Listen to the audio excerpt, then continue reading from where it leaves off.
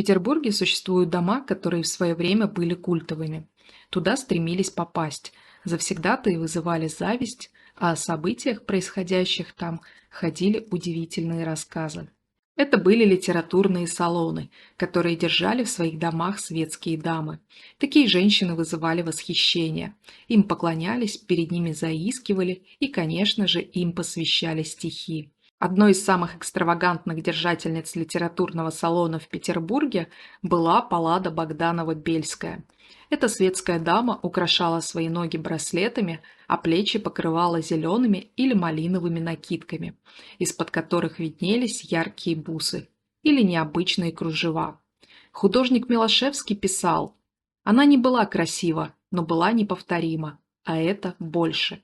В своих стихотворениях ее прославляли Гумилев, Северянин, Георгий Иванов и Николай Врангель, а граф Алексей Толстой, один из основателей знаменитого кабаре «Бродячая собака», описал ее в своем романе «Сестры» следующим образом.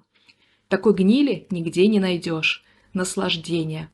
Посмотри, вон в углу сидит одна, худа, страшна, шевелиться даже не может. Истерия в последнем градусе. Пользуется необыкновенным успехом». У Богдановой-Бельской иногда было по 6 любовников одновременно, среди которых встречались отцы и их сыновья. В 1909 году из-за репутации Паллады двое мужчин покончили с собой.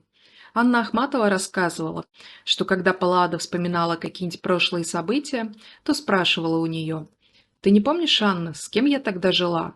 На деньги своего богатого отца-генерала эксцентричная дама содержала салон на набережной реки Фонтанки в доме 126.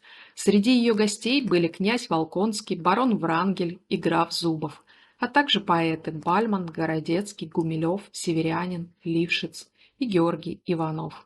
Семиэтажный дом на набережной реки Фонтанки был построен в 1912 году архитектором Иосифом Долгиновым для генерал-лейтенанта Витовского.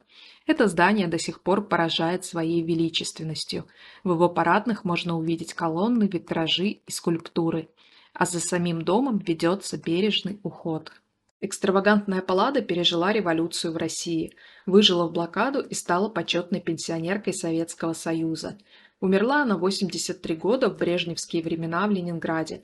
За всю свою жизнь она издала всего лишь один сборник стихов под названием «Амулеты», который вышел в 1915 году.